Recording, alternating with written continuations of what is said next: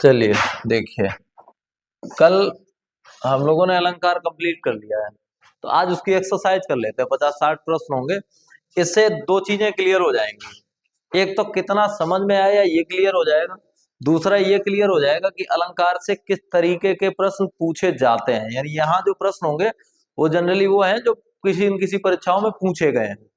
कहाँ से ज्यादा प्रश्न आते हैं ये भी क्लियर हो जाएगा। आपको सबसे ज्यादा प्रश्न उपमा, रूपक और उत्प्रेक्षा से मिलेंगे, बहुत पूछे जाते हैं वहां से। बाकी जगहों से एक आध प्रश्न होते हैं, तो एक एक करके इनको हल कर लेते हैं। पहला प्रश्न देखो, अनुप्रास वो अलंकार पूछा गया है आपसे। पहले तो पंक्ति पढ़ लो। पंक्ति है, संदेशनी मधुबन कूप भरे। इसमें कौन सा अलंकार है? थोड़ा सा अर्थ लेना पड़ेगा तब बता पाएंगे। संदेशन मधुबन कूप भरे, अर्थ क्या निकलेगा? पहले तो अर्थ निकालेंगे तभी तो यहाँ क्लियर हो पाएगा कि क्या है। यहाँ ऐसा कुछ मिल भी नहीं रहा है, जैसे सम, समान, सरस ऐसे कुछ मिल जाए तो हम अंदाजा लगा लें कि उपमा है, वो भी नहीं मिल रहा है। वो नहीं मिल रहा है तो फिर अर्थ लगाना पड़ेगा। संदेशन, इसका सही है संदेश। संदेश मतलब होता है मैसेज, ठीक। संदेशन मधुबन कूप भरे, कूप माने होता है कुआं। यानी इतनी चिट्ठियां आई कि चिट्ठियों से कुएं भरे पड़े हैं। अब ये बात, हाँ ज्यादा आई होगी ठीक है, लेकिन कुएं भर गए इतना तो बहुत ज्यादा हो रहा है फिर। और जब बहुत ज्यादा हो रहा है तो क्या होता है? अतिशयोक्ति अलंकार, ठीक। तो इसमें कौन सा हो गया? अतिशयोक्ति अलंकार हो गया। दूसरा देखो, हाँ ये देखिए, काली घटा का घमंड घटा। मैंने कहा था कुछ ऐसे एग्जांपल्स भी हैं जो जनरली बहुत पूछे जाते हैं, रिपीट रिपीट करके वही पूछे जाते हैं। काली घटा का घमंड घटा, यहाँ क्या पहचान मिल रही है? दो बार घटा आया है। और ये बात भी ध्यान रखनी है, क्या दो बार घटा आया, दोनों बार अर्थ एक ही है या अर्थ अलग अलग है? अलग अलग है। और जब अलग अलग होता है तो कौन सा अलंकार होता है? अलग अलग में यमक अलंकार होता है। ये पता है, हो गया। अगला चलो पढ़िए इसको, ये भी बताया हुआ ही है, नया कुछ नहीं है, सब बताया हुआ है। अंबर पनघट में डुबो रही तारा घट ऊषा नागरी, इसमें कौन सा अलंकार है? अंदाजा बता दें, यहां से निकलेगा। हालांकि ये एग्जाम्पल में बता चुके हैं, बिल्कुल एग्जैक्ट यही एग्जाम्पल बताया था। कौन सा है अलंकार? देखो, यमक, रूपक, उपमा, उत्प्रेक्षा, चार विकल्प हैं आपके पास। और सबसे ज्यादा विकल्प में यही वाले होंगे हमेशा, सर्वाधिक यही पूछा जाता है अलंकारों में। यहाँ पे उपमा की गई है, लेकिन उपमा वाले कोई शब्द इस्तेमाल नहीं किए गए हैं। तो जब उपमा की जाए वहां कोई शब्द इस्तेमाल ना किया जाए तो कौन सा होता है? अंग्रेजी में होता है मेटाफर। तो वो मेटाफर हिंदी में क्या कहलाता है? रूपक। तो यहाँ पे रूपक अलंकार, ठीक। अगला देखो, कुछ गड़बड़ लग रहा है, क्लियर नहीं कर पा रहे जल्दी, चलो अब पढ़ो, बताओ। उदित उदयगिर मंच पर रघुबर बाल पतंग।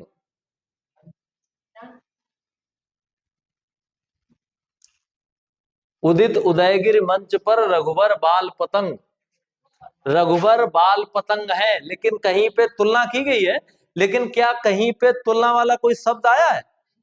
अगर तुलना वाला शब्द आ जाता, अगर ये आ जाता उदित उदयगिर मंच पर रघुबर बाल पतंग सम, ऐसे होता, सम और लगा होता, तो तब हो जाता उपमा। लेकिन जब कुछ भी यूज नहीं किया गया तो यहां भी क्या रहेगा? रूपक ही रहेगा। अगला देखिए, पढ़िए एग्जाम्पल। खिली हुई हवाई फिरकी सी आई चली गई, पंक्ति में कौन सा अलंकार है? कुछ तो एग्जाम्पल ऐसे जहां अर्थ नहीं लेना आपको। खिली हुई हवाई फिरकी सी आई, मतलब फिरकी के जैसे आई, की तरह आई, की जैसे, की तरह, के समान, अगर ये सब आता है तो क्या होता है? उपमा होता है। तो यहाँ कौन सा अलंकार हो गया? उपमा। अगला देखो, चलिए बताइए। पापी मनुष्य भी आज मुख से राम राम निकालते, ये अलंकार में, इसमें दिमाग लगाओ अगर सारे अलंकार दिमाग में है तो। ये सेगमेंट ऐसा है, बड़ा मुश्किल से सही होता है, बहुत ध्यान रखना पड़ेगा। अब एक बात और ध्यान रखो, बहुत सारी चीजें सोचनी भी नहीं है, केवल इतनी सोचनी है जो आपके सामने है। दृष्टांत तो उदाहरण तो एक ही बात हो गई, और जब एक ही तरह के दो हैं तो फिर वो तो होंगे नहीं, सीधी सी बात। दो विकल्प बचे, एक विभावना का, एक विरोधाभास का। यहाँ देखो, पापी मनुष्य भी आज मुख से, यानी जो लोग पापी है वो भी अपने मुंह से क्या करते हैं, राम राम निकालते। जो पापी होता है उसके मुंह से राम राम निकलता नहीं है जनरली, लेकिन ये हो रहा है बिल्कुल उल्टा। और जहां उल्टा होता है वहां क्या होता है, जहां उल्टा होता है वहां क्या होता है, विरोधाभास होता है। तो कौन सा हो गया, विरोधाभास। ठीक, अगला देखो,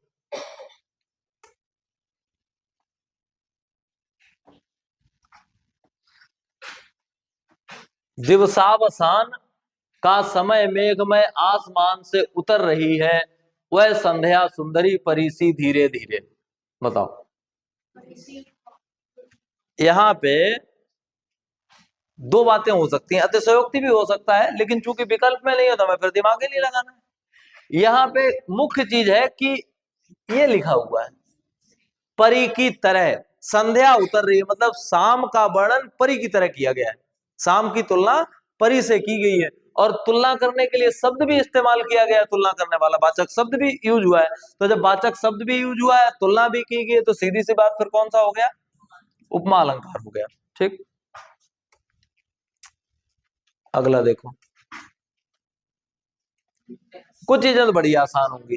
ठीक है, इसमें क्या है, नहीं एकदम जल्दी मत करो, बहुत आराम से देखो, इतनी जल्दी नहीं है, आराम से देखो क्या है।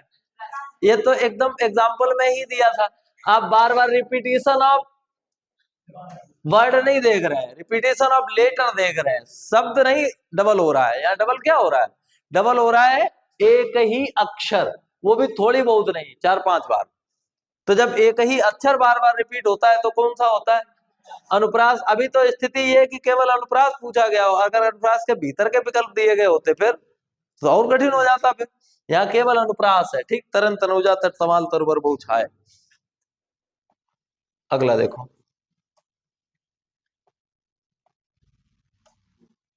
हाँ,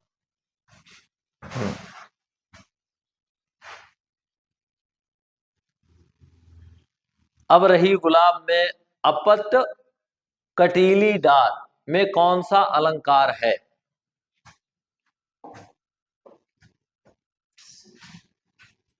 बताइए। अब यहाँ पे एक चीज तो है, रूपक कहीं तुलना होती दिख रही है किसी से, नहीं है। और जब तुलना नहीं है तो रूपक होता ही नहीं है। रूपक उपमा उत्प्रेक्षा ये सब तुलना में ही होते हैं, बिना तुलना के ये हो नहीं सकते। अगर वैसे नहीं क्लियर हो रहा है तो ऐसे देख लो, यमक, यमक में एक शब्द दो बार आएगा, दोनों जगह अलग अर्थ लाएगा, कोई शब्द ही दो बार नहीं आया तो यमक होने के चांसेस ही खत्म हो जाते हैं। अर्थ नहीं लिया अभी हमने, अभी हम केवल ऐसे ही देख रहे हैं, यमक भी नहीं है। पुनरुक्ति की खासियत क्या है, पुनरुक्ति में भी पुनः उक्ति, मतलब एक ही शब्द बार बार दो बार आएगा, लेकिन बात यह है कि यमक और इसमें अंतर ये होता है, यहाँ अर्थ सेम रहेगा, वहां अर्थ बदल जाएगा। लेकिन दोनों में कंडीशन कम से कम एक तो है कि एक शब्द दो बार तो आए, दो बार कोई शब्द आया ही नहीं है। तो अगर आपको उत्तर नहीं भी पता है, अर्थ नहीं भी निकला, तो भी अन्योक्ति हो सकता है। ये प्रश्न हल करने का तरीका होता है, समझ लो। अगर आपको सीधा सीधा उत्तर नहीं आता तो कम से कम इतना करते जाओ कि ये वाला नहीं होगा, ये वाला नहीं होगा, ये वाला नहीं होगा, तो लास्ट में कुछ एक बच जाएगा, जो बच जाएगा वही होगा फिर अन्योक्ति। अब दिमाग में ये आएगा कि अन्योक्ति हुआ कैसे, तो यहाँ ये है कि अब रही गुलाब में अपट कटीली डार, गुलाब में कटीली डालियां होती हैं, ठीक उसी प्रकार से जो अच्छे लोग भी होते हैं उनमें भी कुछ अवगुण होते हैं, और उन अवगुणों का होना जरूरी है। मतलब कहा कहीं और के लिए गया, बात जा कहीं और रही है, अन्योक्ति हो रही है। ठीक, सी उत्तर सही है। अगला देखो, ठीक, देखो, तो कहीं ना कहीं कुछ ना कुछ चीजें मिल जाती, पीठ और लो, ज्यादा दूर जाना ही नहीं है तो मिल गया। उत्प्रेक्षा तो सीधा है, मनु मानव जनु जानू, इस तरह के शब्द आएंगे, तो बाकी पढ़ने की आवश्यकता ही नहीं, केवल एक चीज मिल गई, एक चीज मिल गई तो उत्तर हो गया आपका उत्प्रेक्षा। ठीक, अगला देखो, उत्तर हो ही गया अब इसमें से। देखो, राम सो राम सिया सो सिया, राम सो राम, सिया सो सिया। सिया में दो जगह दो अर्थ आए हैं। एक जगह सिया मतलब सिलना है, और एक जगह सिया मतलब सीता है। तो जब दो अर्थ आ जाए अलग अलग तो फिर क्या होता है, पता ही है, यमक है, यमक होता है। ये बताओ। अच्छा देखिए, पढ़िए। जेते तुम तारे तेते नभ में न तारे हो। ये एग्जाम्पल मैंने दिया था पढ़ाते समय। एक, दो। अब कोई ऐसा ही होगा जिसमें एक शब्द दो बार आता है। विरोधाभास में कोई शब्द दो बार नहीं आता है, बल्कि दो उल्टी उल्टी बातें कही गई होती हैं। विशेषोक्ति में कोई विशेष बात कही गई होती है, वो भी नहीं है। विभावना में भी ऐसा नहीं होता है कि कोई शब्द दो बार आए, केवल एक ही बचा, कौन सा, यमक। वैसे अर्थ भी क्लियर है, जेते तुम तारे, यानी जितने लोगों को तुमने तार दिया। तेते नभ में न तारे, उतने नभ में तारे नहीं है। एक जगह तार, तारे का मतलब तारना है, और एक जगह तारे का मतलब स्टार से सितारे हैं। ठीक, तो दोनों जगह अलग अलग अर्थ हो गया। डी उत्तर सही है। अगला देखो। हाँ, नव जीवन दो घनश्याम हमें।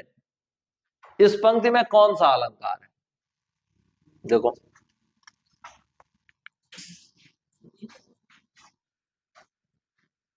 नवजीवन दो घनश्याम हमें, यहां घनश्याम में ही दो अर्थ चिपके हुए हैं। और जब अर्थ चिपके होते हैं तो चिपकना किससे रिलेटेड होता है, श्लेष से। तो कौन सा अलंकार है, श्लेष। अगला देखो। ये देखिए, हाँ बताओ। के की रब की नूपुर ध्वन सुन, जगती जगती की भूख प्यास। अगर कहीं कुछ नहीं मिल रहा है तो ले मिल गया। एक शब्द दो बार आ रहा है। अब दो बार आ रहा है तो इसमें देख लो दो बार वाला कोई है, यमक है। वैसे यहाँ दो चीजें हैं जगती। एक जगती का मतलब है जागना, ठीक, और एक जगती का मतलब होता है माँ। ठीक, दोनों जगह अलग अलग अर्थ है। जगती जगती के दो अर्थ अलग अलग आ जाए तो कौन सा अलंकार होगा, यमक होगा। ठीक, अगला देखिए। बिरमो बिरमो तात तनिक अब, सुनन हेतु बल नाही। इस पंक्ति में कौन सा अलंकार है, तो एक चीज तो क्लियर ही हो गई कि एक ही शब्द दो बार आया है, रिपीट हो रहा है। ठीक, और इनमें से रिपीटिशन कहाँ कहाँ होता है, अनुप्रास में होता नहीं है, शब्दों का तो नहीं होता, वर्ण का होता है वो। श्लेष में होता नहीं है, यहाँ पे एक ही शब्द आता है और उसी के कई अर्थ निकल आते हैं। अब दो बचे। अब ये पता करना पड़ेगा कि जो बिरमो बिरमो आया है उसका अर्थ अगर एक ही है तो फिर विप्सा है, और अर्थ अगर दूसरा है तो फिर यमक है। ये स्थिति आएगी। और बिरमो बिरमो तो इसका मतलब होता है रुको रुको। ठीक, इसका मतलब हुआ रुको रुको, तो एक ही जब है तो एक ही होने पे फिर कौन सा होगा, विप्सा रहेगा। ठीक, तो इसमें विप्सा है। अगला देखो। इसमें तो सीधा देख लो, ज्यादा कुछ दिमाग लगाने की जरूरत ही नहीं है। कौन सा है, अनुप्रास है। क्यों, क्योंकि बार बार रा रा रा बार बार आ रहा है। तो रा रा रा बार बार आ रहा है, कौन सा अलंकार हो जाएगा, अनुप्रास हो जाएगा। अगला देखिए।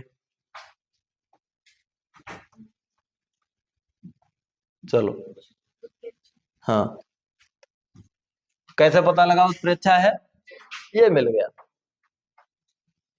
जन्म लगा हुआ है मतलब उत्प्रेक्षा है। ठीक,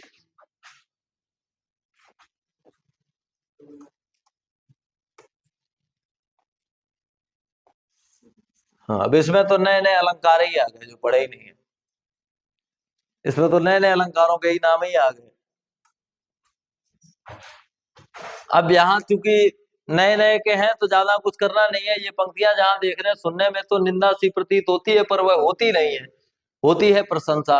वह कौन सा अलंकार होता है, तो इसको ब्याज स्तुति बोलते हैं। ये केवल परिभाषा से पूछ ली गई, यानी जहां पे लगे कि किसी की बुराई हो रही है और वो दरअसल हो प्रशंसा, तो उसको कहते हैं ब्याज स्तुति, एक अलंकार होता है। ठीक,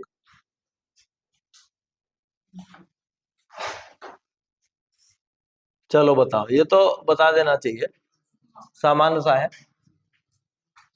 कहां से पकड़ा? ये रहा सी। उल्कासी रानी दिशा दीप्त करती थी, तो सीधा सा कौन सा हो गया? सी आया है। सी का मतलब उपमा, तुलना की गई है। इसको सेव कर लें।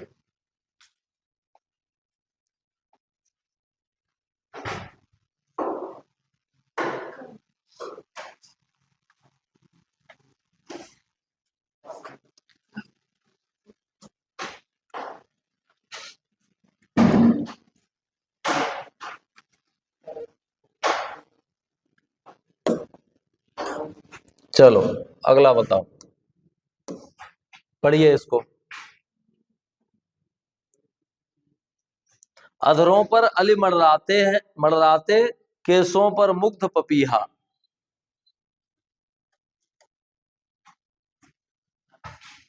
अधर मतलब होता है ऊंट, अली मतलब होता है भंवरे। अब अर्थ निकालो। केस मतलब होता है बाल, मुग्ध मतलब मोहित हो जाना, पपीहा मतलब चिड़िया होती है, उसका नाम है पपीहा। हाँ बताओ। अधरों पर अली मंडराते, तो अधरों पे अली क्यों मंडराएंगे? कंफ्यूजन हो जाएगा। होठों पे भंवरों को मंडराने का मतलब है वो कंफ्यूज होगा, उन्हें लग रहा होगा कि फूल है। तो कंफ्यूजन वाले में क्या स्थिति होती है? और कुछ का कुछ समझ लेना। कंफ्यूजन ऐसा कि उनको समझ आ गया कुछ और, तो ऐसी स्थिति में क्या कहलाता है? भ्रांतिमान होता है। अगला देखो।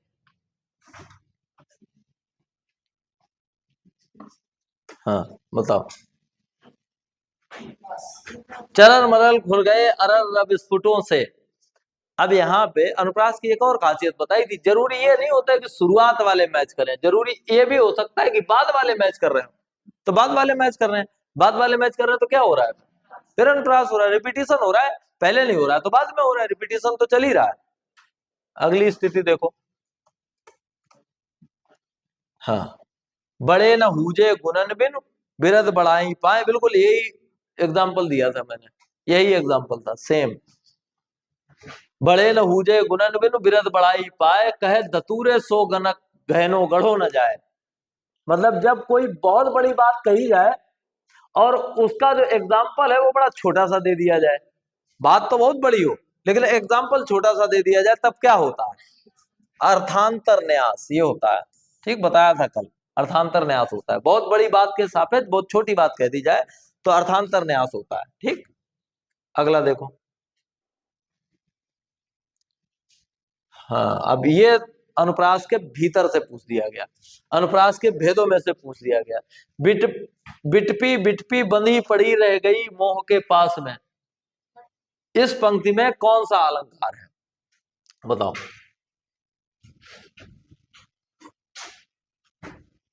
यहाँ पे रिपीट हो रहा है सारे। ठीक, जब ये रिपीट हो रहे हैं तो रिपीट वाली स्थिति में यहाँ पे होगा श्रुत्यानुप्रास। हालांकि इस तरह के एग्जाम्पल्स आते नहीं है, ये समझ लो, ये बहुत टिपिकल हो जाता है, इस तरह के नहीं आते हैं। अगला देखो।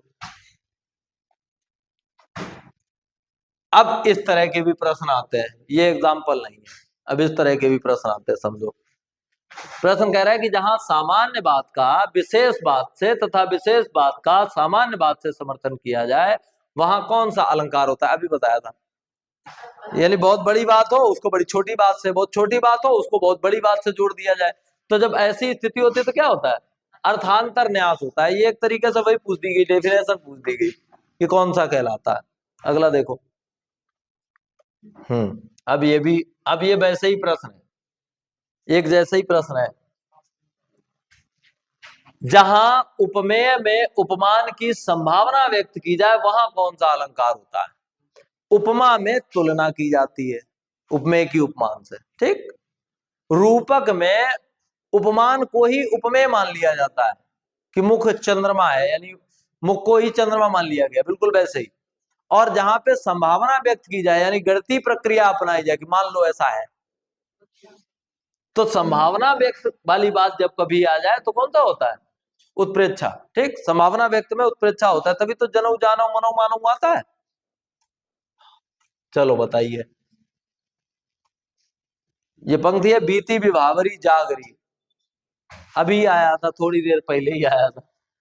अंबर पनघट में डुबो रही तारागढ़ उषा नागरी, इस पंक्ति में कौन सा अलंकार है? इसमें तुलना की गई है और तुलना वाले शब्द नहीं आए हैं। तो तुलना की गई और तुलना वाले शब्द ना आए तो कौन सा होता है? ये तारागढ़ उषा नागरी यहाँ पे।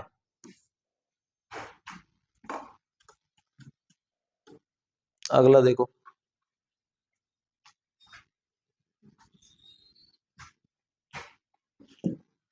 बिन घनश्याम धाम धाम ब्रज मंडल में, ऊधो नित बसती बहार बरसा की है। चलिए बताइए।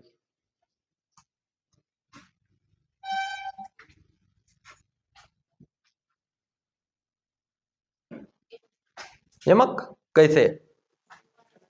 दो बार आया तो अर्थ अलग अलग आया। बिन घनश्याम धाम धाम ब्रज मंडल में, धाम धाम का मतलब हर जगह पे, तो वो तो इकट्ठा हो गया, उसका एक ही अर्थ हो गया, तो यमक होगा ही नहीं।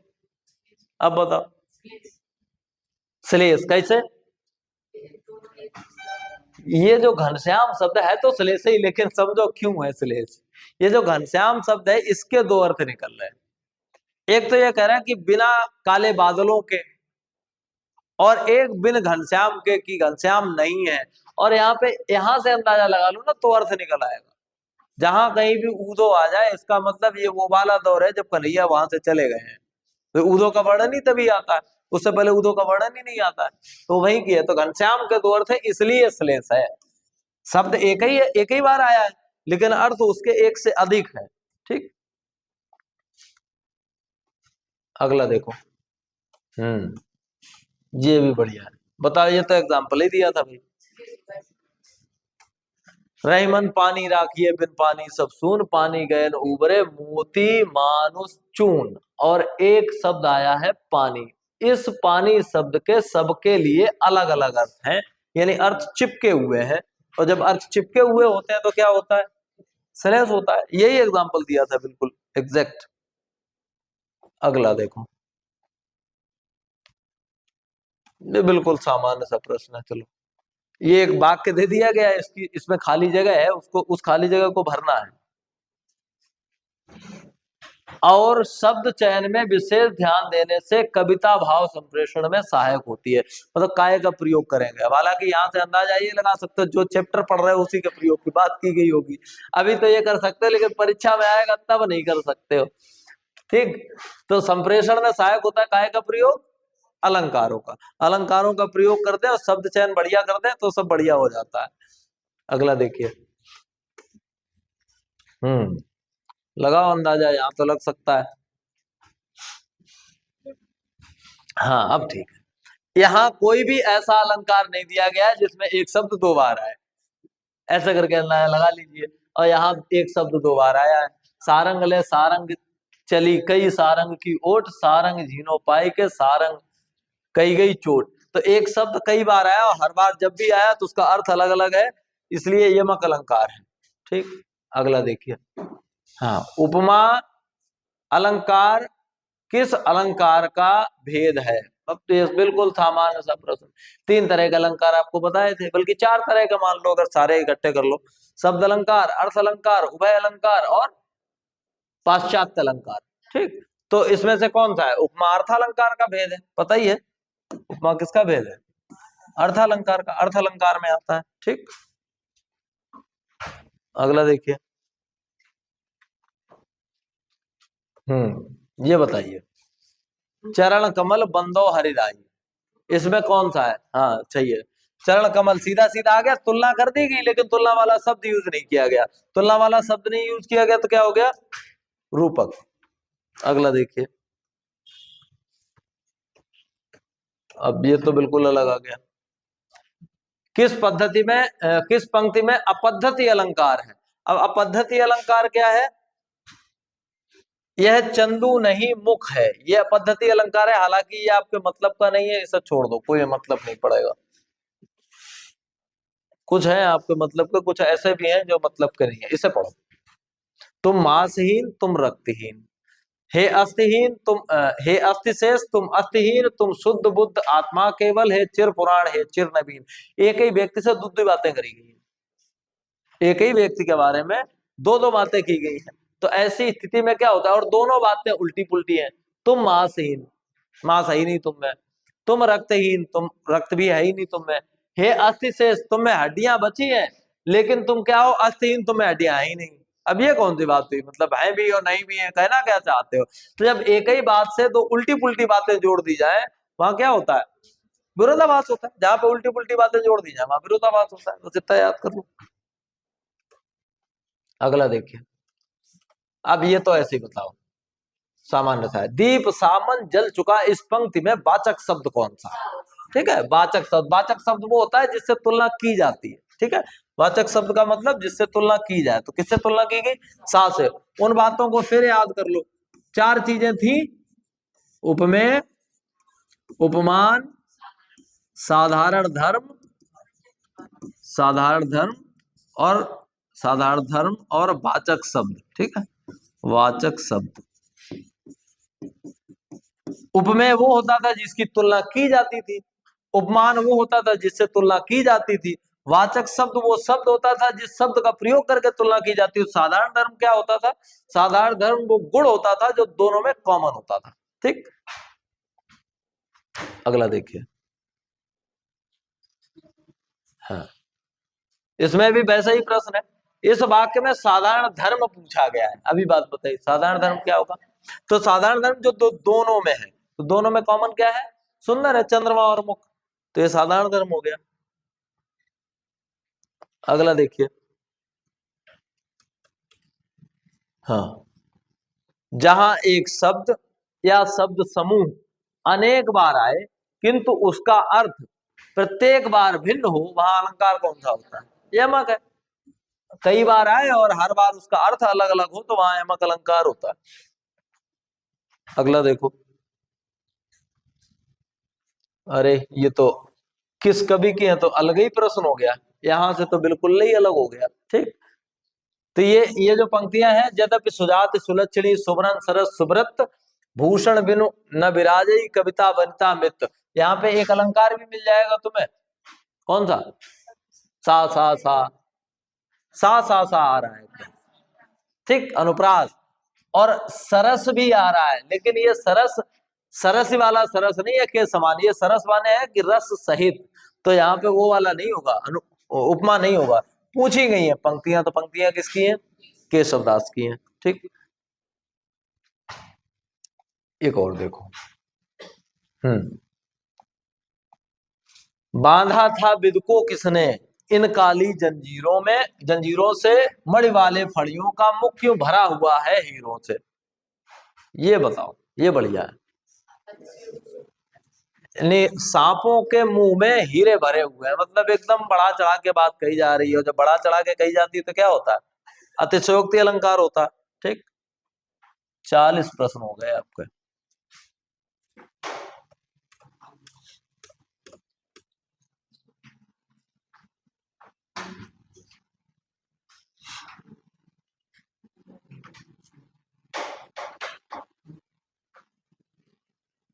चलो अगला देखो, बताओ, पढ़िए। अलंकार का नाम बताइए।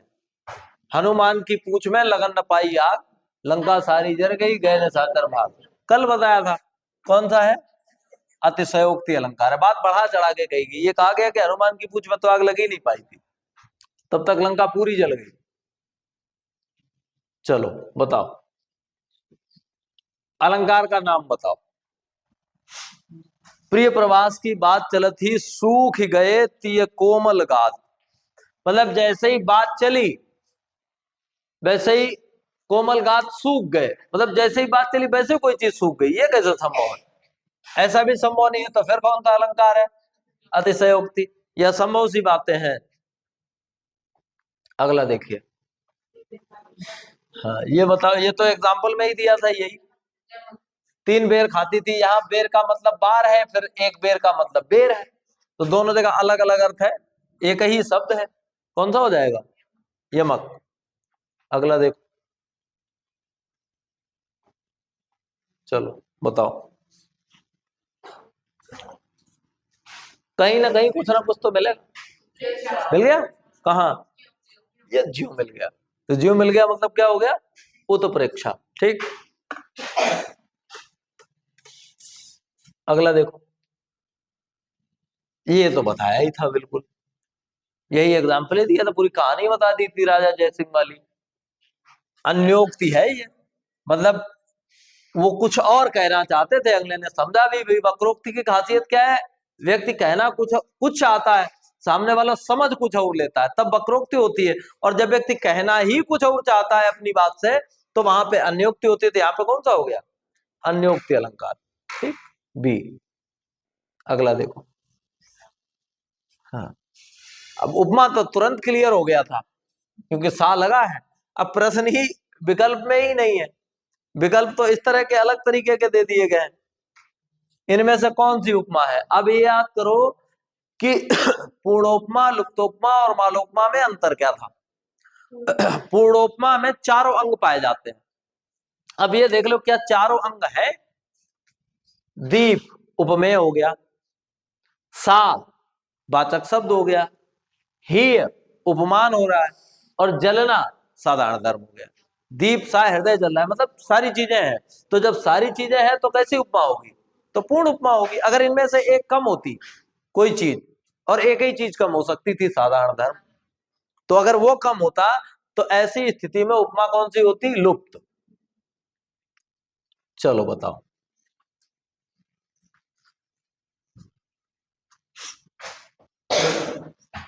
अच्छा एक बात तो ऐसे ही क्लियर कर लो कि ये तो पढ़े ही नहीं है, बातें खत्म। दो ही बच्चे, तंत्रीनाद कवित्रस सरस राग अतरंग अन बूढ़े बूढ़े तेरे जे बूढ़े सब अंग, मतलब उल्टी उल्टी बातें कही गई है दोनों में। ठीक, जो बूढ़ गया वो तर गया, और जो बूढ़ा नहीं वो तरा ही नहीं, मतलब उल्टी उल्टी। जो बूढ़ गया वो तो डूब जाएगा, तरेगा कैसे। तो कौन सा हो गया, विरोधाभास। उल्टी उल्टी बातें मतलब विरोधाभास। अगला देखो, ये भी बढ़िया प्रश्न है, ये भी एग्जाम्पल दिया था, बताओ। रहीमन जोगति दीप की कुल कपूत की सोए, बारे उजियारो करें बड़े अंधेरो होए।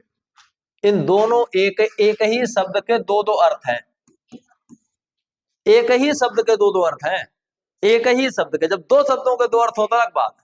अब ये कि इसमें इसमें जो अलंकार है वो दो बार आया है, यहां भी एक बार आ गया, एक बार यहां आ गया, दो बार आ गया, बस ये हुआ है। बताओ ऐसा कब होता है कि एक शब्द एक ही हो और उसके अर्थ कई हो जाए। श्लेष में होता है, एक ही शब्द में कई अर्थ हो जाए। तो यहाँ बारे के भी दो ही अर्थ हैं, एक बारे मतलब छोटा, और एक बारे मतलब जलाना। बड़े के भी दो अर्थ हैं, एक बड़े मतलब बड़ा, और एक बड़े मतलब बढ़ाना, मतलब बंद कर देना दीपक के संबंध में। तो कौन सा अलंकार हो गया, श्लेष। ठीक, एक में ही अर्थ चिपके हुए हैं। अगला देखो, ध्वनिमयी करके गिरिकंदरा कलित कानन केलि निकुंज को। अब इसमें अनुप्रास के दो भेद दिए गए हैं, तो इसमें जो है वो है वृत्त्यानुप्रास। कौन सा, वृत्त्यानुप्रास। अगला देखो, चलो अब बताओ ये, कुंद इंदु सम देह, मिल गया, मिला। हाँ ये लगा तो है, सम लगा हुआ है मतलब उपमा के समान। अगला देखिए, हाँ ये बढ़िया है। जहां बिना कारण के काम होना दिखाया जाए, वहां कौन सा, बिनु पग चले सुने बिनु काना वाला एग्जाम्पल दिया था। तो ऐसा कौन सा होता है, विभावना होता है। विभावना की एक खासियत होती है कि बिना कारण के काम हो रहा होगा, कारण होगा नहीं, कुछ काम हो रहा होगा, तो विभावना होता है।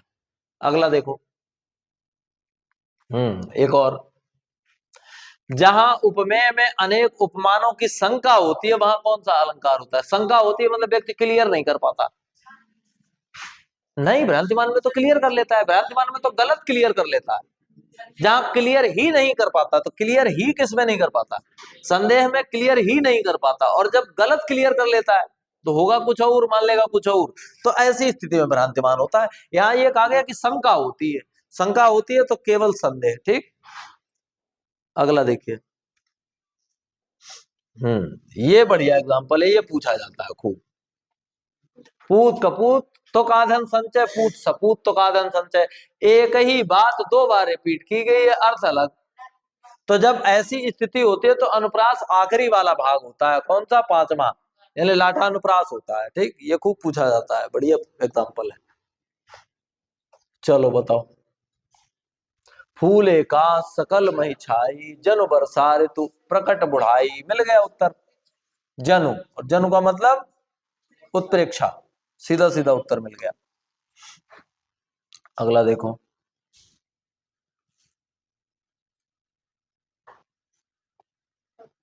चलो, हरिपद कोमल कमल से, हाँ, भगवान के पैर कोमल हैं कमल के जैसे, के जैसे, जिसमें ये से आ गया ना, इससे वाचक शब्द है, से समान सम, वो तो एक ही बात है। जैसे, से का मतलब है यहाँ जैसे, जैसे, तो इसका मतलब क्या हो गया? फिर उपमा है।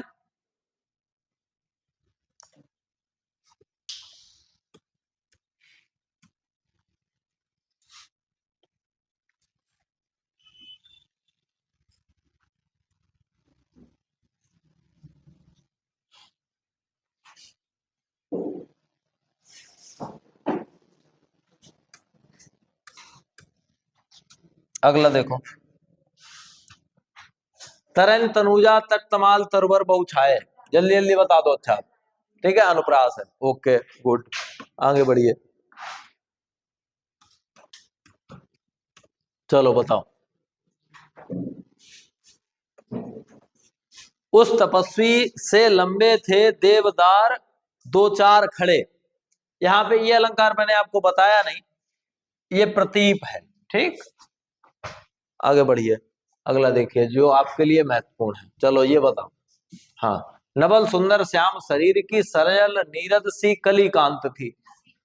सी मिल गया, हो गया आपका उत्तर। कौन सा? उपमा। अगला देखो। चलो बताओ।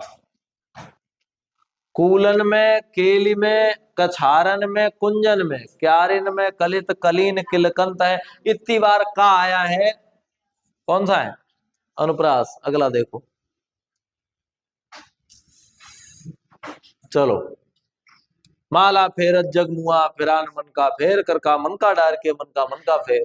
तो यहाँ पे मन का और मन का दो बार आया। ठीक है, कोई सा भी, चाहे ये वाला मन का, ये वाला मन का कर लो।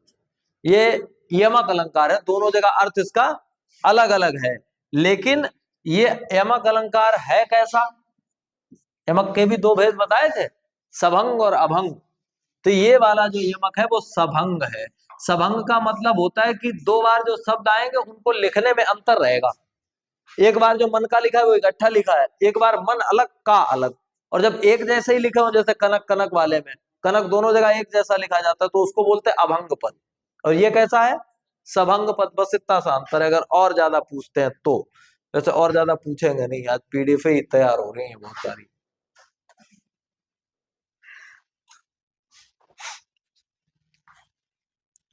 प्रश्न भी खूब सारे थे इसमें।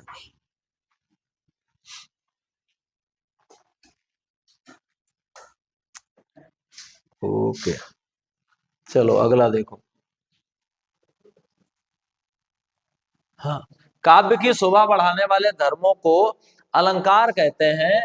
इस उक्ति में प्रयुक्त धर्म शब्द का क्या अर्थ है? तो धर्म को क्या अलंकार कहते हैं? असली बात है, गुण को अलंकार कहते हैं। तो धर्म का मतलब यहाँ क्या है? गुण है। अगला देखो, जल्दी जल्दी करते जाओ। चलो, कनक कनक ते सौगुनी मादकता अधिकार, खूब पता है, मतलब यही तो पढ़ते ही चले आ रहे हैं जाने कब से। कौन सा अलंकार है? यमक है। अगला देखो। जहां उपमेय में उपमान की संभावना प्रकट की जाती है वहां अलंकार होता है। कौन सा? उत्प्रेक्षा, संभावना होती है कि मनहु जनऊ जानऊ मनऊ, वो सब आता है संभावना वाला। अगला देखो। इनमें से कौन सा विकल्प शब्द अलंकार का भेद नहीं है? अब शब्द अलंकार कौन सा नहीं? उपमा अर्थ अलंकार है, बाकी तीनों शब्द अलंकार है। अगला देखो। चलो ये बताओ। मैया मैं तो चंद्र खिलौना ले हूं। अब खिलौने की तुलना चंद्रमा से की गई है, लेकिन क्या तुलना वाला कोई शब्द आया है? नहीं आया है। नहीं आया तो कौन सा होगा फिर रूपक हो जाएगा। ओके, अगला देखो। ये कितनी बार पूछेंगे, काली घटा का घमंड घटा, खूब पता 2 बार आया है, कौन सा है, यमक है। ठीक, अगला देखिए, ये देखो, वृंदावन विहर फिरे राधानंद किशोर, जलद दामिनी जान संग, डोले बोले मोर। हाँ ठीक, जलद दामिनी जान संग, डोले बोले मोर, मोरों को कंफ्यूजन हो गया। ठीक, उन्होंने जाना कि बिजली है, बिजली चमक रही है, तो बिजली चमक रही तो वो बोलने लगे, तो कौन सा हो गया, भ्रांतिमान। ठीक, अगला देखिए, ये तो खूब ही पूछा जाता है पेपर पास, सरस मंडोला, सरस मंडोला, जैसे ही सरस मिला वैसे ही उत्तर हो गया आपका उपमा। ठीक, अगला देखिए, आगे नदियां पड़ी पार, घोड़ा कैसे उतरे पार, राणा ने सोचा इस पार, तब तक घोड़ा था उस पार। तो जब तक उन्होंने इधर सोचा तब तक वो उधर निकल गया। तो बात बढ़ा चढ़ा के कह देगी, बढ़ा चढ़ा के कह देगी तो अतिशयोक्ति। अगला, हाँ, कौन रोक सकता उसकी गति, गरज उठे जब मेघ, कौन रोक सकता है विपुल नाद, ये पूछा गया है। तो इसमें बार बार प्रश्न पूछे गए हैं। तो प्रश्न जब पूछे जाते हैं तो कौन सा अलंकार होता है, प्रश्न अलंकार होता है। हालांकि ऐसा पढ़ाया नहीं गया, कोई बात नहीं। हाँ, ये बताओ, तुलसी मन मंदिर बेहरे, ये पंक्ति किस अलंकार से अलंकृत है। ये बढ़िया है, पूछा जा सकता है। मन की तुलना मंदिर से की गई और तुलना वाला कोई शब्द नहीं आया। तो जब मन की तुलना मंदिर से की गई, तुलना वाला कोई शब्द नहीं आया, तो क्या हो जाएगा, रूपक हो जाएगा। ठीक, अगला देखो, अच्छा, खाली स्थान भरना है। बताते हैं कि यहाँ शब्दों में चमत्कार है, तथा बताते हैं कि यहाँ अर्थ का अद्भुत सौंदर्य है। तो शब्द अलंकार शब्दों में और अर्थ अलंकार अर्थों में, ऐसा कौन सा विकल्प है, सी वाला विकल्प हो गया आपका।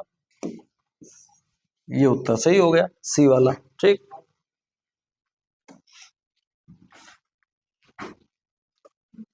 चलो बताओ,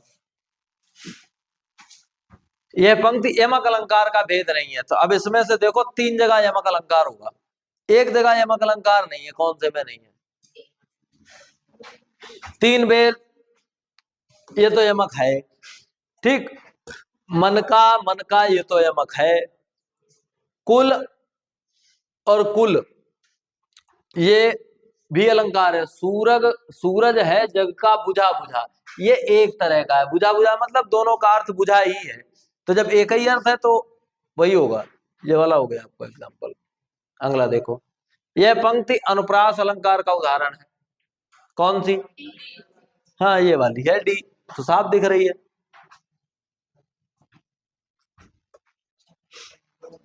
कौन सा अलंकार है, साफ दिख रहा है, चाचा बार बार आ रहा है, अनुप्रास है। ठीक,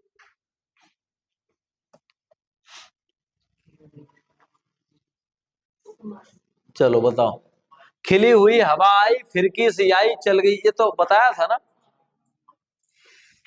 कौन सा है, उपमा है। ठीक, ये उपमा अलंकार है। कुल मिला के 76 क्वेश्चन जो है आपने किए अभी, 77 पेज बने कुल मिला के, तो 76 किए। ये पूरी पीडीएफ में भेज दूंगा, एक बार इसको पढ़ लीजिए, वो वाली पीडीएफ तो होगी, उसको भी गौर से पढ़ लीजिए, अलंकार वाले सेक्शन को ध्यान से देख लीजिएगा।